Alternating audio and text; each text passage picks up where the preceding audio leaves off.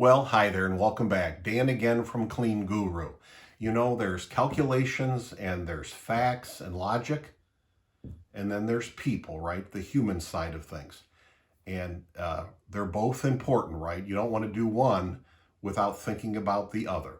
So there's always two practical things in cleaning that remind me of this. One is raising prices. You know, it's important to keep your prices to make sure that financially you're in good shape as a cleaning company.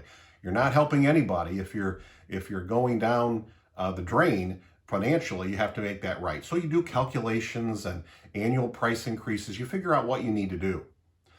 On the other hand, you also want to say to yourself when you're about to do that, how are we doing with these customers? Especially in a smaller company, you may have, let's say, 10 or 15 clients. Well, you know how you're doing with them. If there's a tension, if there's a problem, if you drop the ball, you don't just race in there and throw the increase on their desk.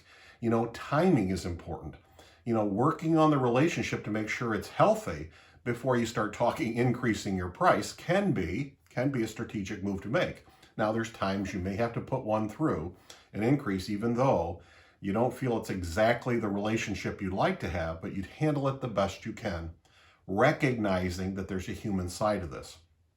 It also reminds me of when you're fixing cleaning problems, you know, quality control, and there's something you missed in the cleaning.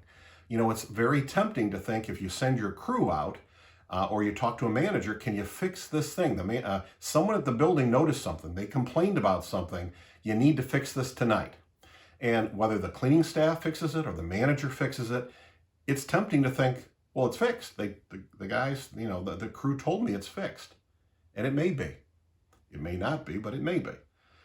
If they in fact did it though, but if the customer's not aware of it and they don't see that it's taken care of, if they don't know that it's taken care of, you can risk that they really don't acknowledge it. They might think you even dropped the ball. You know, for example, if you take care of something, but you don't circle back to make sure, let's say, listen, this is taken care of. Last night the crew did it. I'm sorry we missed this. Appreciate that you mentioned it to us. We'll stay on top of this from now on.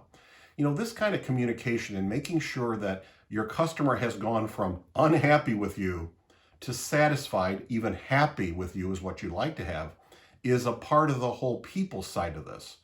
And if you don't circle back, or if they're never aware of what you did, you risk that they may not know that you're on top of it. They may think, for example, that if they don't even see it the next day or the next day, because they're not thinking about it, that you didn't take care of it. Or maybe it got dirty again. Now the next lunchroom, the next group of people at lunch got it messed up again. They're associating that you didn't do it.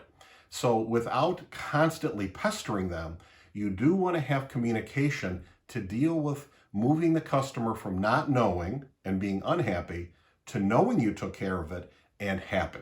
So logical side and human side, both important. Till next time, remember, you can do this. You really can.